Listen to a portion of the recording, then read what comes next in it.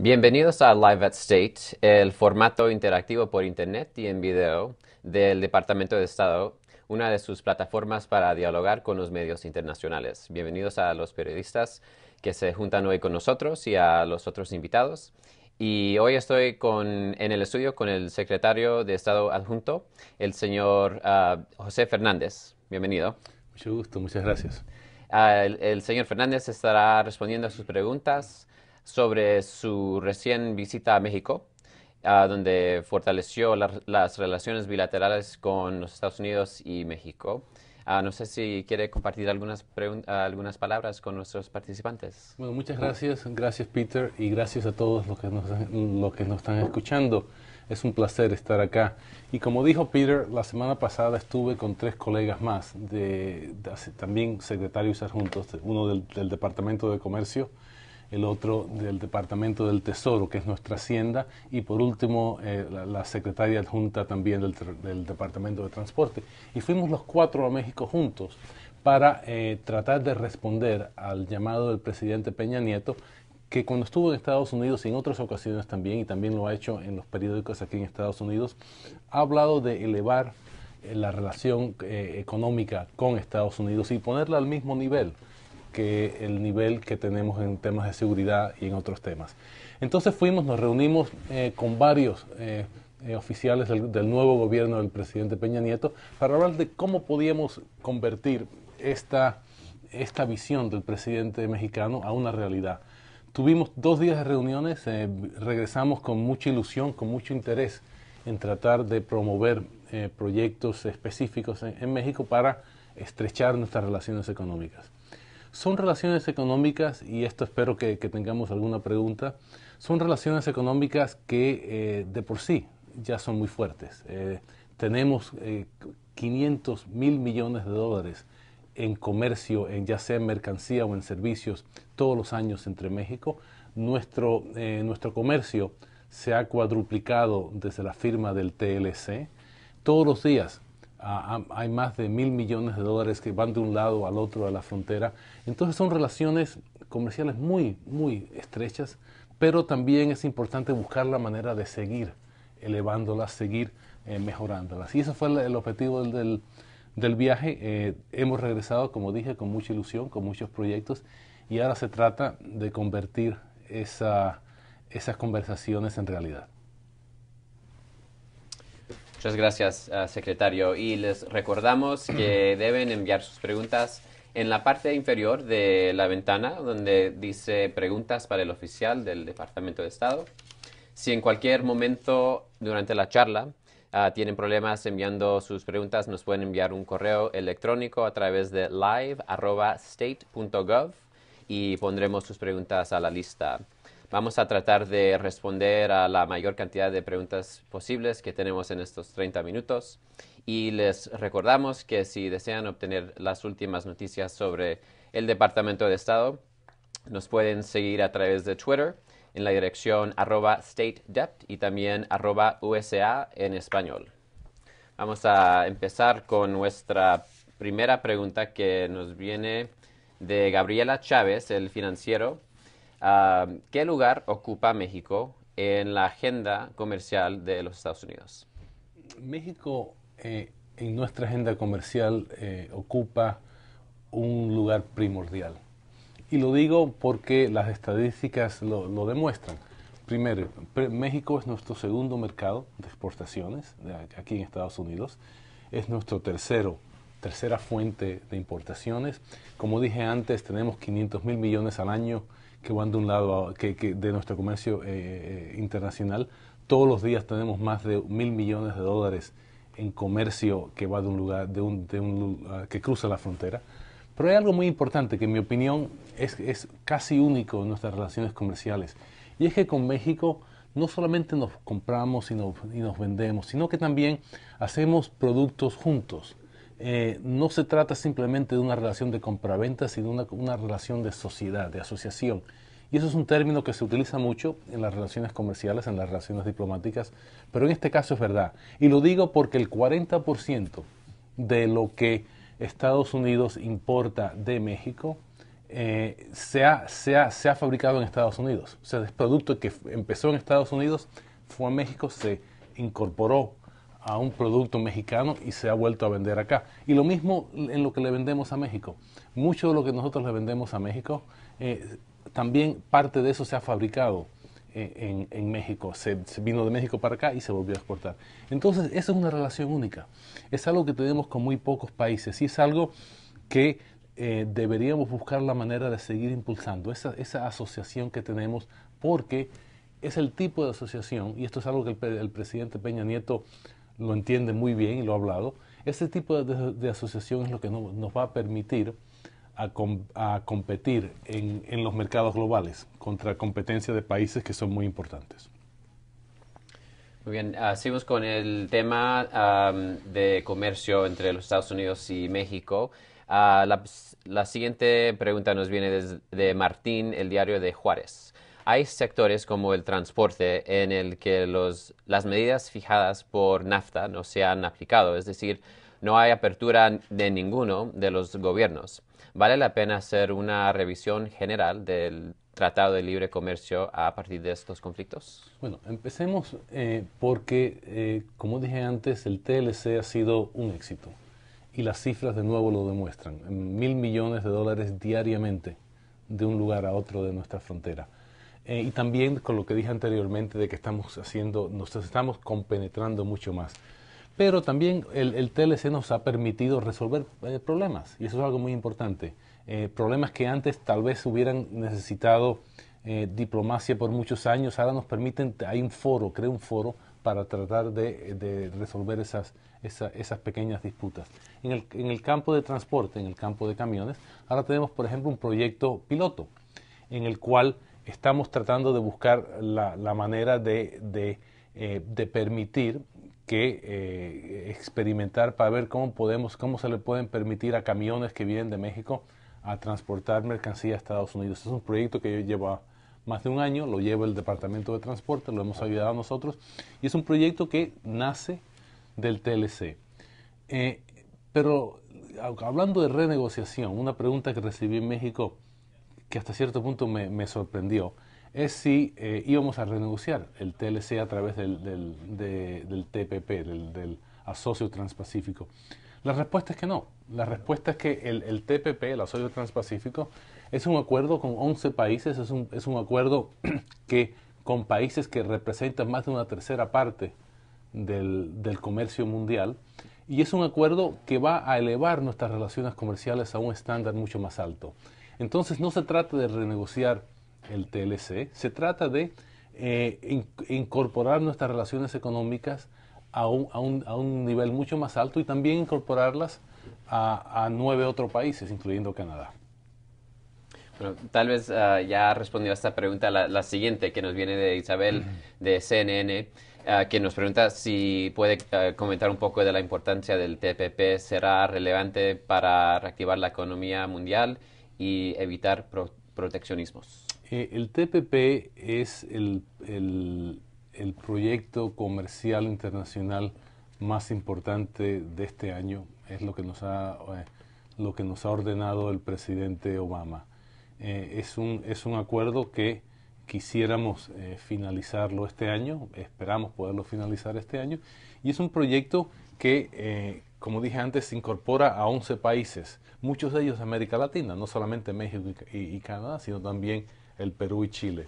Entonces lo que vamos a hacer es crear un acuerdo que permita que las mercancías vayan de un país a otro y también que tenga unos estándares muy altos para temas, por ejemplo, laborables, para que no podamos competir en base a quién le paga menos a los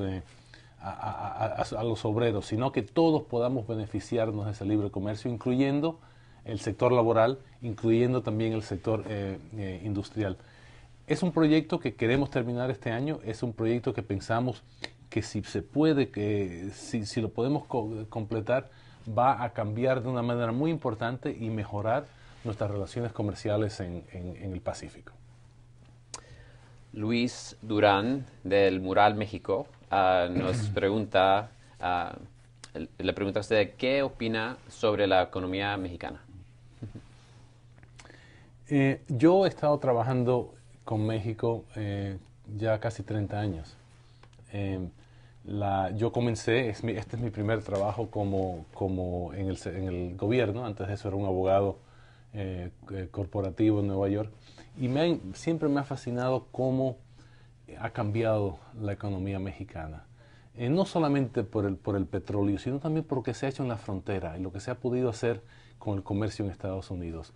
Hoy en día es una compenetración que es increíble, a menos que uno va a la frontera. Entonces, vemos cómo México se ha incorporado como un socio de Estados Unidos. Vemos también cómo en los últimos 2 o 3 años fueron años difíciles en la economía mexicana, pero hemos visto cómo ha podido mejorar y cómo el último año el crecimiento mercantil de México ha sido uno de los más altos en América Latina. Eso es algo que nos da mucho optimismo. Admiramos mucho lo que han hecho los mexicanos para seguir reactivando su economía y pensamos que conjuntamente podemos hacer mucho más. Entonces pensamos, México es un país que tiene un mercado interno muy importante, pero también es un país que exporta muchísimo y que se ha convertido en una potencia económica regional.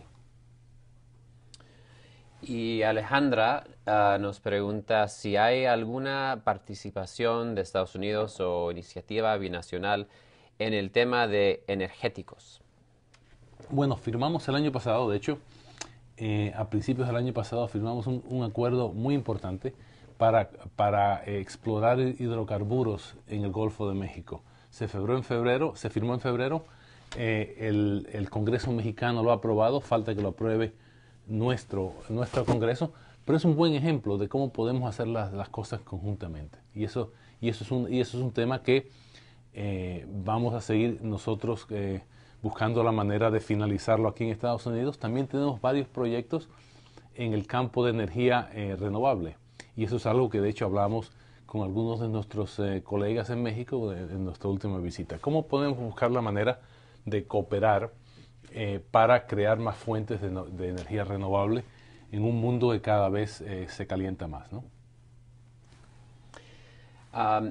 Oscar Delgado de la Jornada Aguascalientes cambia de tema un poco. Él pregunta la reforma migratoria, en concreto el tema que busca impulsar el presidente Obama, así como el Senado en materia de reforzamiento de la seguridad de la frontera, ¿afectará la relación económica que existe entre ambos países o representará una barrera para las exportaciones que hasta el momento hace México hacia los Estados Unidos?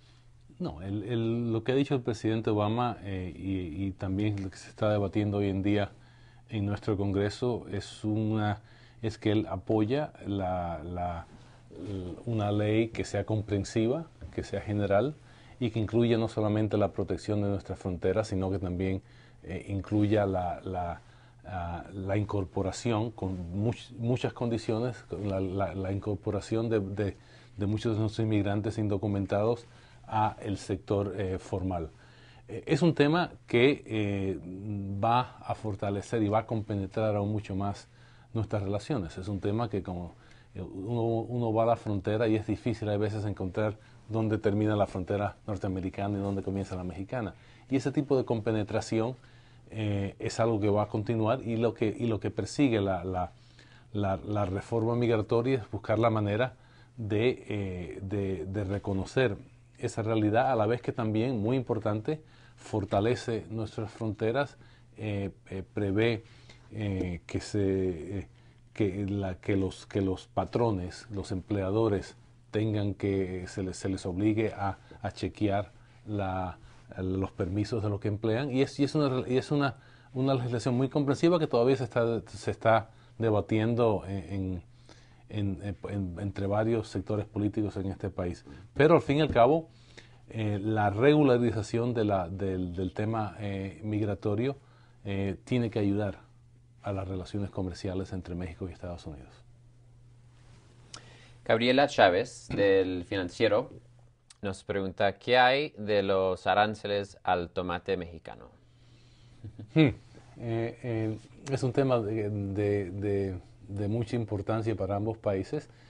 Y es un tema que lleva nuestro Departamento de Comercio. No es un tema que nosotros aquí en el Departamento de Estado lideramos, aunque estamos naturalmente al tanto. Y es un proceso que lo establece la ley norteamericana. Lo que ha hecho el Departamento de Comercio ahora ha pedido comentarios, ha solicitado que toda persona que tenga alguna opinión al respecto se lo pueda comunicar al Departamento de Comercio. Y es un tema que están ellos en estos momentos revisando, y es un tema que entre el gobierno de México y entre nosotros seguimos en contacto al respecto. Y ahora Eduardo Camacho, del Universal, pregunta, ¿la falta de reformas estructurales en México y la inseguridad cuánto han limitado mayores inversiones en México?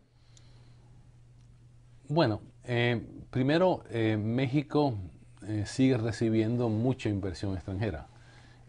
Para darle un ejemplo, la inversión norteamericana en México supera los 90.000 millones de dólares, ¿no?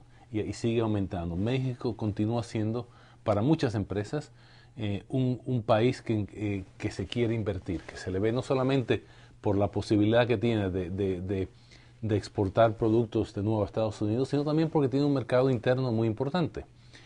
Ahora bien, todo país, todo inversionista, y esto lo puedo decir yo por mi experiencia en el sector privado, todo inversionista cuando está pensando ir a un país e invertir en un país, lo primero que hace es mira los reglamentos de la inversión extranjera, mira cómo es el sector judicial de un país, ve cómo está la seguridad, y naturalmente es un tema que tiene que pesar al mirarlo. Pero, de nuevo, México continúa siendo un lugar que recibe y va a seguir recibiendo mucha inversión norteamericana por los próximos años.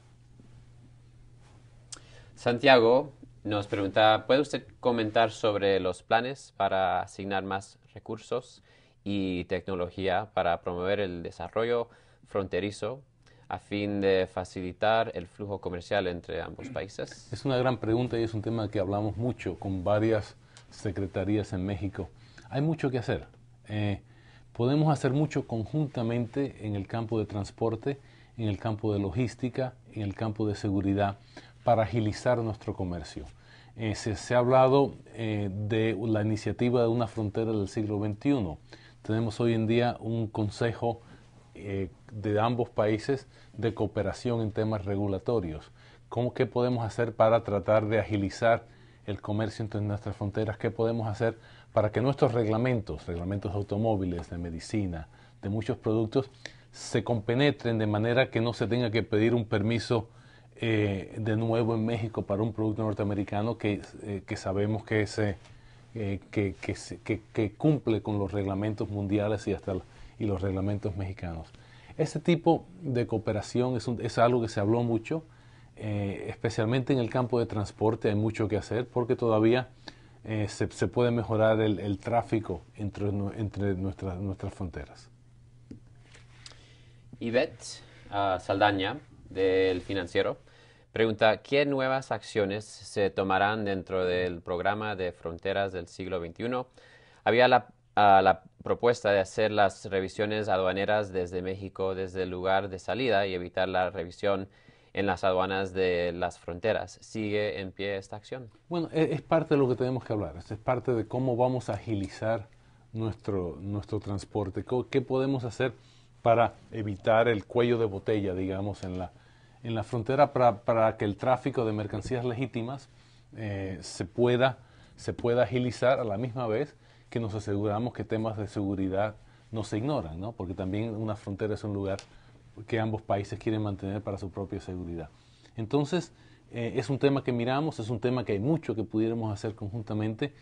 Hablamos, por ejemplo, de carreteras que el gobierno mexicano quiere mejorar, cómo pudieran involucrarse las empresas norteamericanas, la tecnología que tenemos en este país para agilizar transporte, cómo pudiéramos cooperar para de esa manera cumplir con una meta de ambos países, que es buscar la manera de que nuestras fronteras sean mucho más fáciles de ir de un lado a otro. Martín Coronado del Diario de Juárez pregunta, um, alertas o travel warnings para viajar a México provocan que militares y burócratas tengan prohibido viajar a México. Personas de negocios como gerentes de maquiladoras tampoco viajan porque las compañías de seguro se los prohíbe. ¿Qué deben hacer las autoridades mexicanas para convencer al gobierno de los Estados Unidos de eliminar estos travel warnings? Yo creo que hay que dejar algo bien claro, Pedro, y es que los travel warnings, los anuncios de viajes, no reflejan nuestra relación con un país. Lo que hacemos nosotros con esos anuncios es darle información a nuestros ciudadanos. Le damos información sobre los peligros que pudieran tener en un país. Es un compromiso que tenemos, como tiene cualquier otro país, con la seguridad de sus propios ciudadanos. Y es algo que estamos revisando continuamente, porque queremos darle información correcta a nuestros ciudadanos. Pero es importante que quedemos claro que eso no refleja lo que pensamos de un país, sino que le da información a un país. Yo personalmente he ido a México toda mi vida. Han habido anuncios de viajes.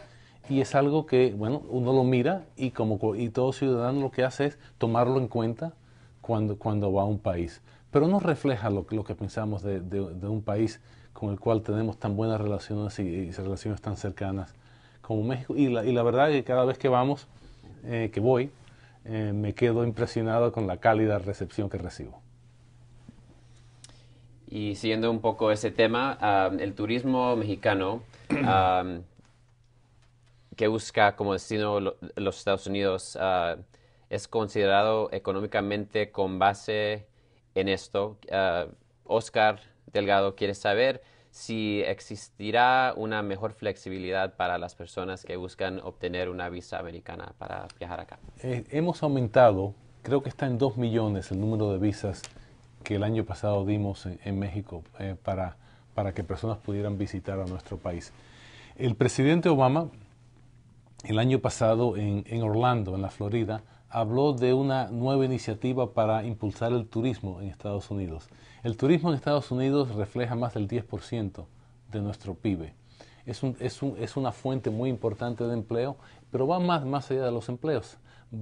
Crea lazos, crea relaciones entre nuestros pueblos. Y eso es algo que yo, que viajo a muchas partes del mundo, me doy cuenta que personas que han estado en Estados Unidos piensan mejor de Estados Unidos. Personas que nos conocen, que han estado en nuestros parques nacionales, que han estado en nuestras ciudades, sienten mucho más afinidad por Estados Unidos, nuestros valores, lo que pensamos nosotros. Entonces se trata de una iniciativa estratégica que tiene raíces comerciales, pero también tiene raíces sociales y humanas para tratar de impulsar nuestro turismo. Y parte de eso es México. El hecho de que el año pasado otorgamos 2 millones de visados a ciudadanos mexicanos para que vinieran a este país, cosa que no habíamos hecho en otros años, refleja la importancia que le ponemos al turismo de México y de otros países. Cambiando un poco, a Isabel de CNN pregunta, ¿a quién apoyará Estados Unidos para encabezar la OMC? Al mejor candidato. En estos momentos creo que hay 7, 8 candidatos. Muchos de ellos han venido a vernos aquí en Washington y están haciendo las rondas por varios países. Pero en estos momentos no tenemos, y esto lo digo de manera muy transparente, no tenemos opinión sobre aquí cuál es el mejor. Hay un periodo, como usted sabe, de un par de meses en el cual los posibles candidatos o los candidatos van a muchos países, hablan de la visión que tienen para la OMC y lo que quieren hacer y piden apoyo. Estamos en el medio y nosotros eso hemos recibido, como dije antes, creo que son 3 o 4 candidatos, no los hemos visto todos, e internamente en nuestro gobierno, en nuestra agencia, no hemos llegado a una posición.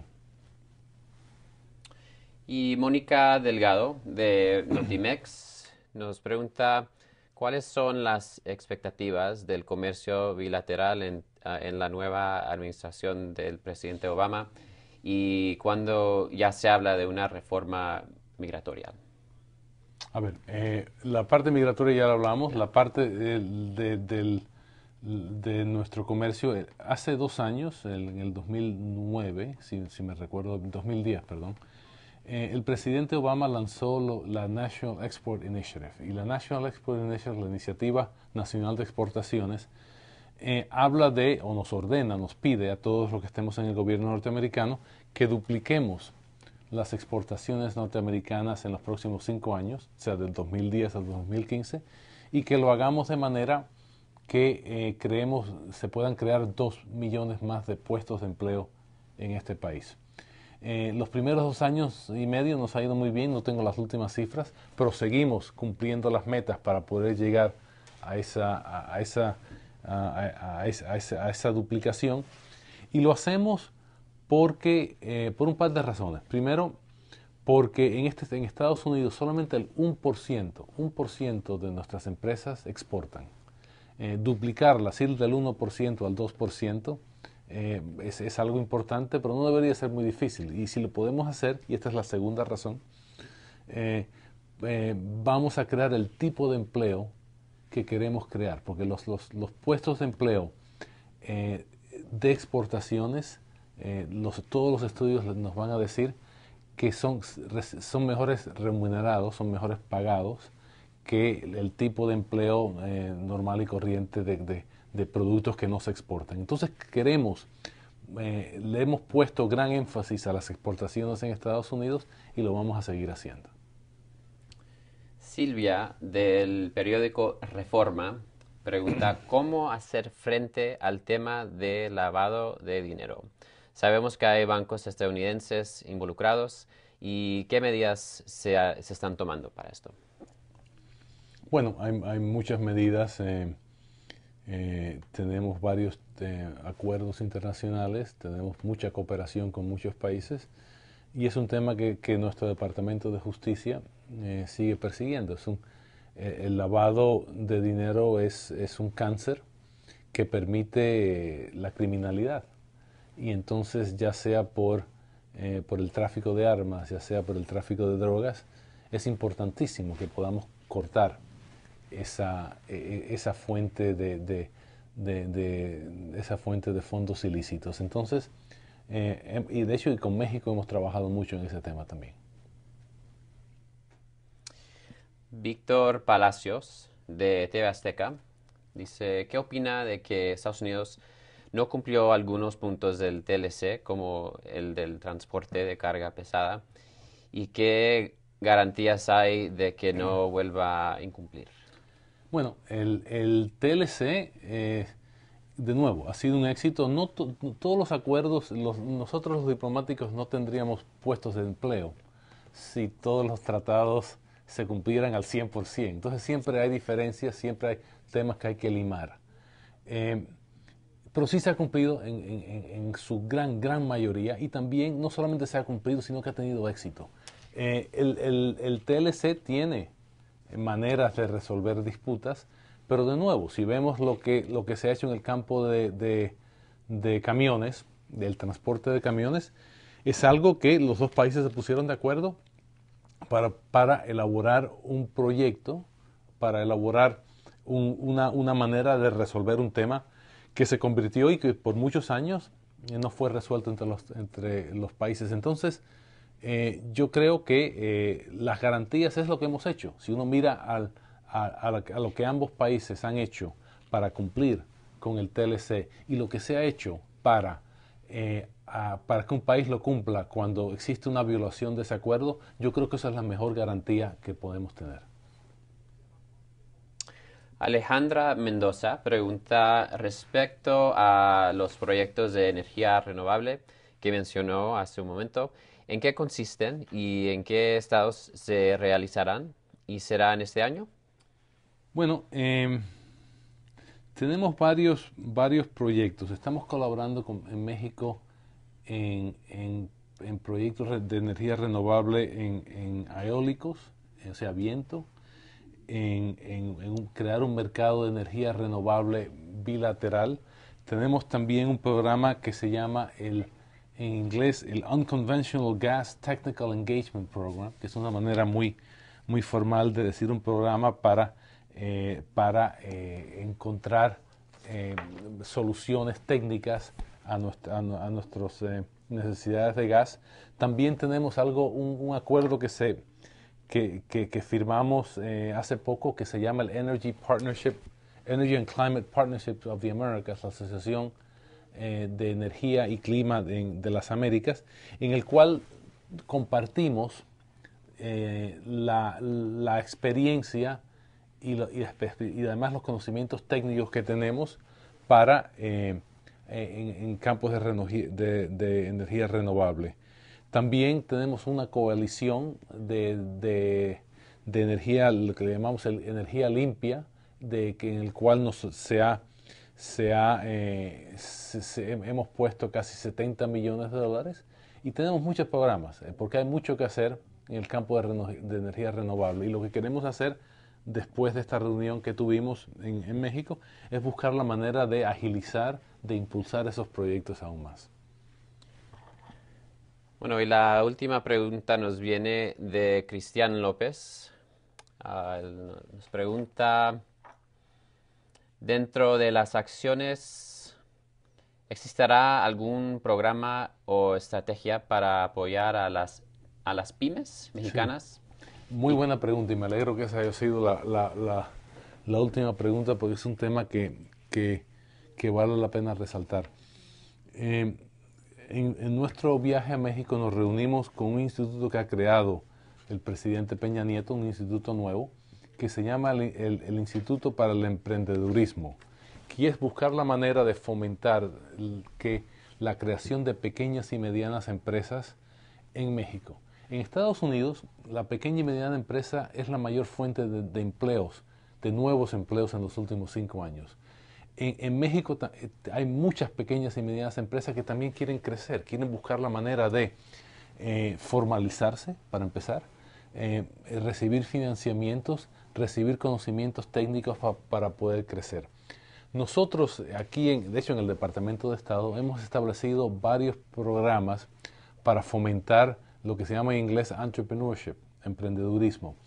Y lo hemos hecho, yo personalmente he trabajado mucho en el norte de África, lo hemos hecho en Turquía, hemos trabajado en muchos países del mundo. Y probablemente uno de los proyectos que, en mi opinión, en el cual podemos comenzar a cooperar más rápidamente con México, es buscar la manera de colaborar en el fomento de la pequeña y mediana empresa y del emprendedurismo. Hay muchos jóvenes, y me reuní con un grupo de jóvenes en la Ciudad de México en mi viaje, que están interesados en crear nuevas empresas, que quieren tener acceso a tecnología que les permita crear nuevas compañías. Y eso es algo que podemos hacer y que vamos a hacer ya. No, es un tema que no vamos a tener que estar mucho tiempo trabajando en ello, porque ya en Estados Unidos, en nuestro gobierno, hemos colaborado con muchos otros países. Y se trata de buscar la manera de usar lo que hemos hecho en otros lugares para ayudar a las pequeñas y medianas empresas en México a hacer lo que quiere hacer todo gobierno, y es crear empleos y crear riqueza para que sus ciudadanos vivan mejor.